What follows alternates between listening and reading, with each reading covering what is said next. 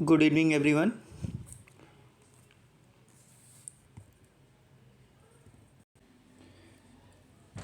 Faculty of Special Education, Department of Intellectual Disability, MET, ID, Semester 2nd, Session 2024 and 25, Paper Code 203, and Paper Name Inclusive Education. Guide Dr. Mrityunjay Mishra sir, and prepared by Astush Singh. And today's my topic is adaptation and accommodation for children with intellectual disability. आज हम लोग बौद्धिक अक्षम बच्चों के अनुकूलन और समायोजन विषय पर चर्चा करेंगे। बौद्धिक अक्षमता, इंटेलेक्चुअल डिसेबिलिटी। बौद्धिक अक्षमता आईडी एक ऐसी स्थिति है जिसमें व्यक्ति के मानसिक कार्य, बौद्धिक कार्य और अनुकूलन क्षमता में उल्लेखनीय कमी होती है। इसका मतलब है कि व्यक्ति की सोचने, निर्णय लेने, सीखने और सामाजिक व्यवहार में कठिनाइयाँ होती हैं। इस स्थिति का निदान तब किया जा सकता है जब व्यक्ति की बौद्धिक कार्य क्षमता औसत से काफ़ी नीचे होती है और उसे दैनिक जीवन में सहायता की आवश्यकता होती है। अब बौद्धिक अक्षमता का अर्थ, मीनिंग ऑफ इंटेलेक्चुअल डिसेबिलिटी। बौद्धिक अक्षमता का अर्थ है मानसिक और अनुकूलन कौशल में ऐसे विकासात्मक देरी या कमी जिसके कारण व्यक्ति को रोज़मर्रा के जीवन में स्वतंत्र रूप से कार्य करने में कठिनाई होती है। इसे आमतौर पर IQ बौद्धिक गुणांक 70 से नीचे माना जाता है। हालांकि इसके साथ साथ अनुकूलन क्षमता भी महत्वपूर्ण होती है, जैसे सामाजिक कौशल, व्यवहारिक समझ और व्यवहारिक कौशल। अब IQ का जो फार्मूला होता है, IQ निकालने का फार्मूला होता है मेंटल एज अपॉन बटे में क्रोनोलॉजिकल एज इंटू 100। मतलब मेंटल एज हम लोग ऊपर रखेंगे जो हमारी मानसिक आयु है, और क्रोनोलॉजिकल एज जो होगी उसको हम बटे में रखेंगे और 100 से गुणा कर देंगे तो हमारा IQ निकल आएगा। किसी भी व्यक्ति का, किसी भी बच्चे का बौद्धिक गुणांक, जो हम लोग आजकल IQ की बात करते हैं कि आपका IQ कितना है, आपका IQ लो है, तो इसकी हम लोग बात करते हैं। हम लोग विवरण की बात करते हैं, डिस्क्रिप्शन। बौद्धिक अक्षमता एक व्यापक अवधारणा है जो मस्तिष्क के विकास में दोष या देरी के कारण उत्पन्न होती है।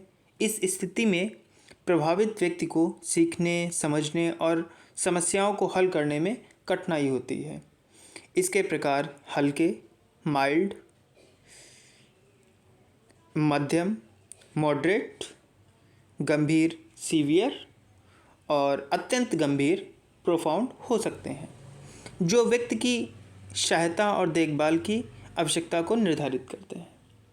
अब जैसे कि जो माइल्ड लेवल का जो बच्चा होगा उसका जो IQ होगा वो 50 से 70 के बीच में उसका IQ होगा। जो मॉडरेट लेवल का जो बच्चा होगा उसका 35 से 49 के बीच में, 35 to 49 के बीच में उसका IQ होगा। जो सीवियर कंडीशन जो बच्चा होगा उसका 20 to 34 के बीच में उसका IQ होगा। और जो बिलो 20 होगा, अत्यंत गंभीर, उसको हम लोग प्रोफाउंड कैटेगरी में रखते हैं। अब हम लोग इसके कारण, एटियोलॉजी, रीजंस क्या हो सकते हैं कि बौद्धिक अक्षम बच्चा कब बच्चा बौद्धिक अक्षम होगा, क्या कारण हो सकते हैं। इसके जेनेटिक कारण हो सकते हैं। बौद्धिक अक्षमता के कई कारण हो सकते हैं, जिनमें से जेनेटिक कारण होगा, प्रसव पूर्व कारण होगा, मतलब कि प्रेगनेंसी टाइम में और प्रसव के दौरान, ड्यूरिंग प्रेगनेंसी, और प्रसव के बाद, मतलब आफ्टर बर्थ। जैसे कि हम लोग बात करते हैं जेनेटिक कारण, जैसे कि उसमें डाउन सिंड्रोम अगर है तो बच्चा में भी बौद्धिक अक्षम हो सकता है। फ्रेजाइल सिंड्रोम होगा तो बच्चा जेनेटिकली वो बौद्धिक अक्षम होगा।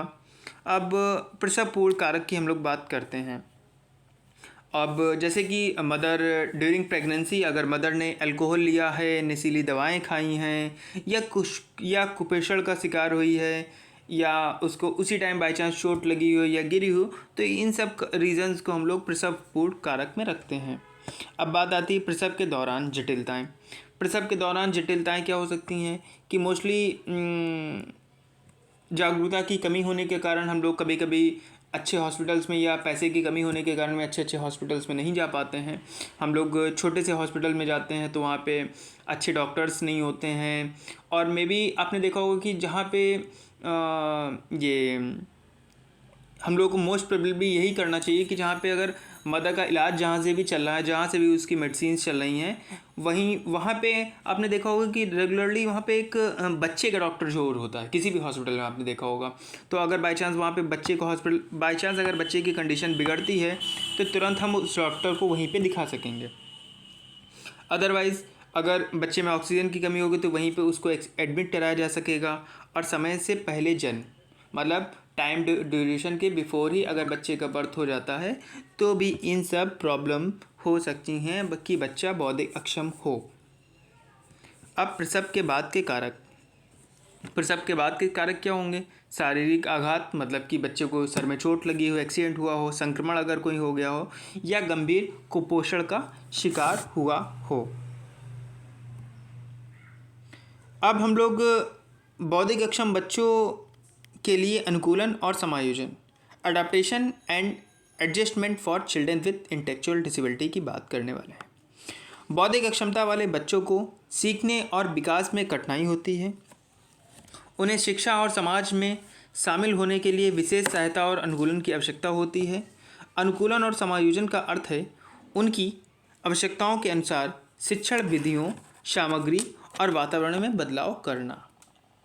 जैसे कि कोई बच्चा बौद्धिक अक्षम है तो उसकी हमें वैसे भी हमें यही तो चीज़ पढ़ाई जाती है कि हम कोई भी अगर बच्चे को एजुकेशन दे रहे हैं, क्लासरूम में भी अगर कोई एजुकेशन दे रहे हैं तो बच्चे को हमारी जो एजुकेशन हो, जो वहाँ लेसन प्लान हो, वो हमारा चाइल्ड सेंटर्ड हो, ना कि करिकुलम बेस्ड हो। कि करिकुलम भी हो वो भी बच्चे के अकॉर्डिंग बनाया गया हो। पता नहीं बच्चे कोई बच्चा क्लास में कोई बच्चा जल्दी सीख जाता है, कोई बच्चा वही चीज़ देरी से सीखता है। तो हमें तो एक मीडियम लेवल पे जो चाइल्ड को सेंटर में रख के हमें करिकुलम और क्वेश्चंस पूछने होंगे ना। इसके साथ ही हम लोग अब अडेप्टेशन की बात करते हैं। अडेप्टेशन क्या होता है? अडेप्टेशन अनुकूलन का अर्थ है शिक्षण सामग्री, गतिविधियों और विधियों में बदलाव करना ताकि बच्चे की सीखने की गति और क्षमता के अनुरूप हो सके। मतलब हम लोग शिक्षण सामग्री, TLM, teaching learning material and all, class में जो भी है, चार्ट पेपर है, जो भी हम लोग यूज़ कर रहे हैं वो बच्चे की सीखने की गति और क्षमता के अनुरूप होना चाहिए। ये नहीं हमने इतना हाई फाई बना दिया कि वो बच्चे को समझ में ही नहीं आ रहा। अगर वो बन भी गया है तो उसमें जो हम बदलाव करेंगे उसी को हम अडेप्टेशन बोलते हैं। हम बना के लेके गए, क्लास में हमने इम्प्लीमेंट किया, अब बच्चों को समझ में नहीं आ रहा है तो हम जो उसमें बदलाव करेंगे उसको हम लोग अडेप्टेशन, अनुकूलन बोलेंगे। अब हम बात करते हैं समायोजन की। समायोजन का अर्थ है समायोजन, एक्मोडेशन। समायोजन का अर्थ है सीखने के वातावरण में बदलाव करना ताकि बच्चा अधिक सहज और सुरक्षित महसूस कर सके। अब कैसे होगा भाई? कोई सीपी बच्चा है, हम लोग भाई आईडी से हैं तो हम लोग आईडी के ही बच्चे की बात करेंगे। जैसे कि कोई बच्चा सीपी है, पहले तो नॉर्मल केस में हम बात करते हैं कि हम लोग जैसे कि हॉस्पिटल जाते हैं, अगर कोई एडमिट होता है तो उसमें क्या होता है, उसका बेड कैसा होता है? उसका बेड होता है कि उसको मतलब मोस्टली डॉक्टर क्या कहते हैं, आप लेटे रहिए, आप लेटे रहिए। तो क्यों? और इसके लिए क्या करते हैं, वो उसको धीरे से उसको राउंड करते उसको एक साइड जो ऊपर वाला पोर्शन होता है उसको हल्का सा उठा दिया जाता है। तो ये क्या हुआ? ये उसके लिए एक्मोडेशन हुआ,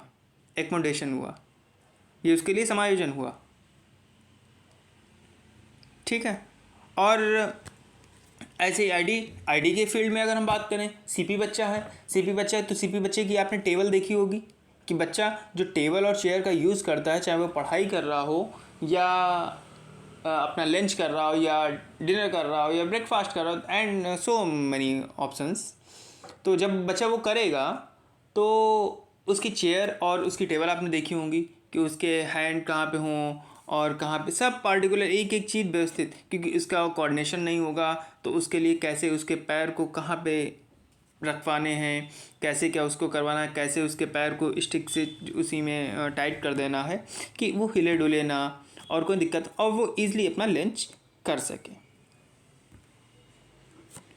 अब हम लोग बात करते हैं कि जो एक्मोडेशन में कि children with intellectual disability CWID, जो अपने बौद्धिक अक्षम बच्चे हैं, इनको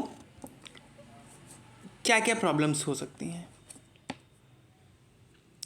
करिकुलम के दृष्टिकोण से, करिकुलम के पॉइंट ऑफ व्यू से हम लोग क्या क्या उसमें चैलेंजेस कर सकते हैं। तो कॉग्निटिव लर्निंग में प्रॉब्लम होगी, तो कॉग्निटिव एंड लर्निंग में चैलेंजेस होगी, तो उसके लिए हम लोग क्या क्या करेंगे। कॉग्निटिव लर्निंग होगी तो बच्चा स्लो लर्निंग होगा, डिफ़िकल्टी विथ एब्स्ट्रैक्ट थिंकिंग होगा, प्रॉब्लम सॉल्विंग एंड प्लानिंग में प्रॉब्लम होगी, एकेडमिक चैलेंजेस भी आएंगे। तो इसके लिए हम लोग क्या करेंगे, जब बच्चा स्लो लर्निंग होगा तो हम उसके लिए प्रेजेंटेशन देंगे, उसको प्रेजेंटेशन बना के लेके जाएंगे, एक्मोडेशन देंगे, विजुअल एड्स एंड मल्टीमीडिया का यूज़ करेंगे, ऑडियो रिकॉर्डिंग्स का यूज़ करेंगे, टेक्स्ट टू स्पीच सॉफ्टवेयर का यूज़ करेंगे, सिंप्लीफाई लैंग्वेज का यूज़ करेंगे, हाईलाइट की इन्फॉर्मेशन, जो मेन पॉइंट्स होंगे उनको हम लोग हाईलाइट करके उसको अलग से बताएंगे कि नहीं ये इम्पॉर्टेंट है, ये मोस्ट इम्पॉर्टेंट है। अब स्लो लर्निंग होगा तो और क्या करेंगे,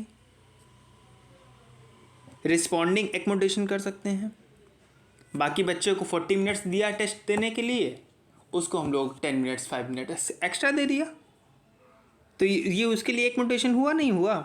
अल्टरनेटिव असेसमेंट मेथड्स का उपयोग कर सकते हैं, असिस्टिव टेक्नोलॉजी का यूज़ कर सकते हैं, रिड्यूस डिस्ट्रैक्शंस का यूज़ कर सकते हैं, अलाउ फॉर ब्रेक्स, उसको हम थोड़ा थोड़ा ब्रेक भी देंगे, ये नहीं कंटिन्यू सुबह से लेकर शाम तक उसको पढ़ाते रहे, 4 5 घंटा कंटिन्यू लेक्चर चल रहा है, तो उसको समझने में दिक्कत होगी। अब सिटिंग एक्मोडेशन की हम लोग इसी में बात करेंगे। बाई क्विक स्टडी स्पेस होना चाहिए, प्रेफरेंशियल सिटिंग होनी चाहिए, स्पेशल लाइटिंग और ऑक्सीक्यूट्स होने चाहिए, और क्या होना चाहिए, शेड्यूलिंग एक्मोडेशन होना चाहिए, फ्लेक्सिबल शेड्यूलिंग होनी चाहिए, ब्रेक डाउन टास्क होना चाहिए, सेट रियलिस्टिक एक्सप्रेशंस होने चाहिए। तो इतना सब होना चाहिए।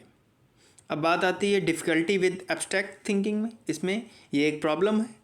अब इसका हम लोग सलूशन ये कैसे निकालेंगे, सिंप्लीफाई लैंग्वेज एंड एक्सप्लेनेशंस का हम लोग प्रयोग करेंगे, use clear and conscience language का यूज़ करेंगे, ब्रेक डाउन एब्स्ट्रैक्ट कॉन्सेप्ट्स का प्रयोग करेंगे, प्रोवाइड कंक्रीट एग्जाम्पल्स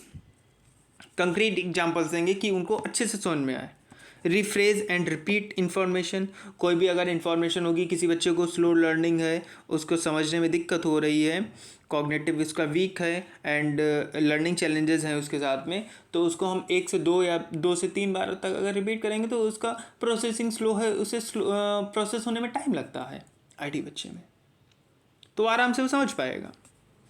फिर हम लोग इसमें बात करेंगे speak slowly and pause for understanding, हम लोग स्लो धीमे धीमे बोलेंगे और रुक रुक के बोलेंगे, पाउज फॉर अंडरस्टैंडिंग, ताकि उसको अच्छे से समझ में आ जाए।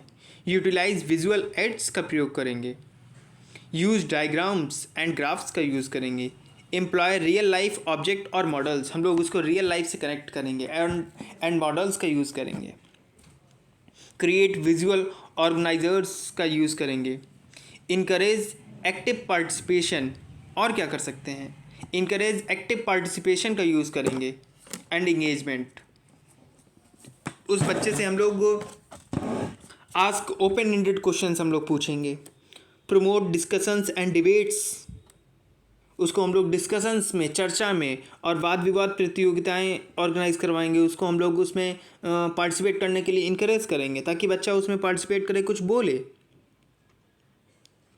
Incorporate hands on activities, use games and puzzles, provide frequent checks for understanding, ask clarifications question, encourage student to rephrase information, provide opportunity for reflection and self assessment। उसको हम लोग चांस देंगे, मौका देंगे। इसके बाद हम लोग बात करते हैं प्रॉब्लम सॉल्विंग एंड प्लानिंग में। इसमें हम लोग क्या करेंगे, डिसीजन ट्री टेम्पलेट्स बनाएंगे, चेक इन्स बनाएंगे, ब्रेन स्टॉर्मिंग कराएंगे, थॉट सिमुलेशंस करवाएंगे, रोल प्ले मेथड का यूज़ करेंगे, स्ट्रेटजी कार्ड एनालिसिस का प्रयोग करेंगे, वेन डायग्राम बनाएंगे, मैप्स बनाएंगे, मोरल डिलेमास बनाएंगे, कंपैरिजन एंड कॉन्स्टेक्ट्स बनाएंगे। एकेडमिक चैलेंजेस में हम लोग क्या करेंगे, एकेडमिक जब चैलेंज होगी तो उसमें भी हम लोग टाइम एक्सटेंशन करेंगे, अल्टरनेटिव फॉर्मेट्स बनाएंगे, असिस्टिव टेक्नोलॉजीज़ का यूज़ करेंगे, क्वाइट और डिस्ट्रैक्शन फ्री इन्वायरमेंट उसके लिए बनाएंगे, राइटर्स का हम लोग प्रयोग उसके लिए करेंगे, रीडर्स का प्रयोग करेंगे और रेस्ट ब्रेक्स का हम लोग यूज़ करेंगे। ये सारी प्रॉब्लम्स होंगी अपने ये सब अपने जो सॉल्यूशंस हैं कॉग्निटिव एंड लर्निंग चैलेंजेस के लिए। अब हम लोग communication and social skills challenges में क्या क्या प्रॉब्लम्स होंगी, इनके क्या क्या, ये एक चैलेंज है कम्युनिकेशन एंड सोशल स्किल्स। अब इसके लिए क्या क्या हम लोग कर सकते हैं, delayed language problem, language development, social interaction difficulties, communication में बैरियर होगा। ठीक, तो इसको हम लोग कैसे सॉल्व करेंगे। जब डिलेड लैंग्वेज डेवलपमेंट होगा तो हम लोग सिंप्लीफाइड लैंग्वेज का यूज़ करेंगे, विजुअल एड्स का यूज़ करेंगे, सेंटेंस फ्रेम्स बनाएंगे, एक्सप्लाइट इंस्ट्रक्शंस देंगे, रिपीटिशंस एंड रीफ्रेजिंग करेंगे, एक्सपेंड ऑन स्टूडेंट रिस्पॉन्सेस करेंगे। ठीक है, और असेसमेंट एक्मोडेशन करेंगे, एक्सटेंडेड टाइम एक्सटेंड करेंगे, अल्टरनेटिव असेसमेंट्स करेंगे, ब्रेक डाउन असाइनमेंट्स करेंगे, अलाउ फॉर ओरल रिस्पॉन्सेस करेंगे एंड सो मैन। अब बात आती है सोशल इंटरेक्शन एंड डिफ़िकल्टीज़ की। इसमें हम लोग क्या करेंगे, सोशल इंटरेक्शन डिफ़िकल्टीज़ में इसमें हम लोग group activities, by social interaction difficulty है मतलब वो समाज में कम रहना पसंद कर रहा है, तो इसके लिए हम लोग क्या करेंगे, इसके लिए हम लोग करेंगे ग्रुप एक्टिविटीज़ करवाएंगे, पीयर बडीज़ के साथ में उनको खेलने के लिए बोलेंगे, सोशल स्किल्स ट्रेनिंग करेंगे और विजुअल शेड्यूल्स बनाएंगे, सोशल स्टोरीज़ उनको सुनाएंगे, ग्राफिक्स ऑर्गेनाइजर्स का यूज़ करेंगे and so many. Peer support बहुत ज़रूरी है, क्लियर इंस्ट्रक्शंस उसको मिलना चाहिए, दैट्स ऑल। एंड हम लोग अब कम्युनिकेशन बैरियर है, तो अब क्या करेंगे, clear and concise communication. First, use simple language का यूज़ करेंगे, speak slowly and clearly, check for understanding, communicate one thing at a time. मतलब एक समय में एक ही चीज़ बोलेंगे, ये नहीं एक साथ हमने पूरा पैराग्राफ पढ़ डाला और वो आईडी बचा उसको समझ में नहीं आएगा। क्यों? क्योंकि इसकी प्रोसेसिंग स्लो है, उसको टाइम लग रहा है प्रोसेस होने में। जैसे कि हम लोग से किसी ने कुछ कहा जाओ जाके पानी लेके आओ, तो हम तो गए तुरंत लेके चले आए। अब उससे अगर इतना बड़ा सेंटेंस बोलेंगे तो वो थोड़ी देर तो उसको टाइम लगेगा, उसकी प्रोसेसिंग स्लो है, माइल्ड लेवल का है, मॉडरेट लेवल का है, सीवियर है, प्रोफाउंड है, टाइम लगेगा ना, प्रोसेसिंग होगी देन वो जाएगा। भाई प्रोसेसिंग ही स्लो है, बाकी और कोई दिक्कत नहीं है। ठीक है, तो कम्युनिकेशन बैरियर्स में ये सब हम लोग करेंगे। फिर मल्टीपल कम्युनिकेशन फॉर्मेट्स बनाएंगे, प्रोवाइड रिटन मटेरियल्स देंगे उसको, विजुअल एड्स का यूज़ करेंगे, कंसीडर ऑडियो रिकॉर्डिंग्स का यूज़ करेंगे, offer alternative formats for input use करेंगे। थर्ड है alternative communication methods, use email और written communication, enlist interpreters, use assistive technology, provide quiet spaces, fourth है understanding and addressing specific barriers, physical barriers, emotional barriers, language barriers, psychological barriers, interpersonal barriers, technological barriers, information overload, perceptual barriers. अब हम लोग बात करते हैं behavioural challenges की। Behavioural challenges में क्या क्या प्रॉब्लम्स हो सकती हैं, कैसे करेंगे? इम्पल्स कंट्रोल करेंगे, स्ट्रक्चर्ड रूटीन्स एंड शेड्यूल्स बनाएंगे, इस्टेब्लिश डे रूटीन, उसका एक हम लोग टाइम टेबल बनाए कि आपको इतने टाइम के बीच में इतना ये करना है। विजुअल शेड्यूल बनाएंगे कि वो use visual aid like chart और calendar to help individuals understand the sequence of event and task. उसके रूम में, उसकी क्लास में हम लोग एक टाइम टेबल लगा देंगे, बना के हमने लगा दिया। वो अपने आप जो उसको देखेगा, पढ़ेगा, देखेगा, तो कुछ ना कुछ तो इम्प्लीमेंट करेगा ना, कुछ ना कुछ इम्प्लीमेंट जरूर करेगा। फिर टाइमर्स, यूज टाइमर्स, जैसे कि कोई भी काम है तो हम उसको कैसे कंट्रोल करेंगे, बिहेवियर को कैसे चेंज करेंगे। उसको हम कहेंगे देखो अगर आपने 10 मिनट्स में ये इतना वर्क कर लिया तो हम आपको री इन्फोर्समेंट के तौर पे हम उसको कुछ टॉफ़ी दे सकते हैं, बिस्किट दे सकते हैं, कुछ भी उसको देंगे। तो इससे क्या होगा, वो टाइम मैनेजमेंट उसका होगा, टाइमर होगा। Task management and organisation, break down task, कोई भी बड़ा कार्य है तो उसको हम लोग छोटे छोटे टुकड़ों में टास्क एनालिसिस के फॉर्म में उसको देंगे। जैसे हम लोग आईडी से हम लोग बेटर समझ रहे होंगे, हम लोग आईपी बनाते हैं तो उसमें हम लोग टास्क एनालिसिस करते हैं। क्या करते हैं, बच्चे को छोटे छोटे चरणों में उसको किसी भी कार्य को छोटे छोटे चरणों में तोड़ के उसको सिखाते हैं ना, कि नहीं एक साथ उसको पूरा काम सिखा दिया, छोटे छोटे उसमें स्टेप्स में उसको हम कोई भी कार्य सिखाते हैं। प्रायोरिटाइज टास्क, उसके अकॉर्डिंग क्या प्रायोरिटी है, फर्स्ट प्रायोरिटी क्या है, उसको हम लोग उस टास्क को लेके काम करेंगे। यूज़ चेकलिस्ट, चेकलिस्ट का यूज़ करेंगे। इन्वायरमेंटल एडजस्टमेंट, मिनिमाइज डिस्ट्रैक्शंस का यूज़ करेंगे। Strategies sitting, movement breaks, movement को जो उसका होगा उसको कम करने की कोशिश करेंगे। Cognitive and behavioural strategies, mindfulness and self awareness, stop think act, teach individual to pause before acting, consider the potential consequence and choose a more thoughtful response. Role playing method का हम लोग यूज़ करेंगे। Emotional regulations का use करेंगे, techniques का use करेंगे। And fifth है seeking professional support therapy, cognitive behavioural therapy CBT का यूज़ करेंगे। मेडिटेशंस, आजकल हम लोग जान रहे हैं कि मेडिटेशन का कितना ज़्यादा यूज़ हो रहा है हमारी लाइफ में, कि हमें बहुत सी ऐसी रिसर्च में भी पाया जा रहा है कि जब कोई अच्छा बच्चा जब कोई संस्कृत के मंत्र सुन रहा है तो उसका कॉग्निटिव जो है वो उतना ज़्यादा सही हो रहा है। कई जगह थेरेपी सेंटर्स पे हम लोग जाते हैं तो वहाँ पे देखते हैं कि संस्कृत के श्लोक्स वहाँ पे बज रहे हैं स्पीकर्स पे। जब बच्चा सुनेगा, जब संग बजता है तो हमने देखा होगा नहीं, एकदम हम लोगों को लगता है कि माइंड बिल्कुल खुल गया, बिल्कुल फ्रेश हो गया। तो ये है कि संस्कृत के श्लोक हम लोग पढ़ेंगे, तेज तेज बोलेंगे, इससे हम लोग माइंड शार्प होगा, उसका कॉग्निटिव अच्छा होगा। ठीक है। और सपोर्ट ग्रुप उसका कैसा है, connect with other who are facing similar challenges, build a support network and learn from others experiences. 6 है specific example for children. Advanced Simon says play games that require children to follow instruction and delay their action. Freeze dance करवाएंगे। Waiting game, जैसे कि कोई भी ID बचा होगा तो जैसे कि उसको अपने टाइम के लिए, जब उसका टाइम आएगा तो उसके लिए हम लोग वेट करवाएंगे। ये नहीं कि वो अपने मन से करता जा रहा, उसको भी वेट करवाएंगे कि नहीं आपकी बारी जब आएगी तब आप ये काम करेंगे। ठीक है। और इसमें नेक्स्ट है एग्री स्टीरियोटाइप बिहेवियर्स।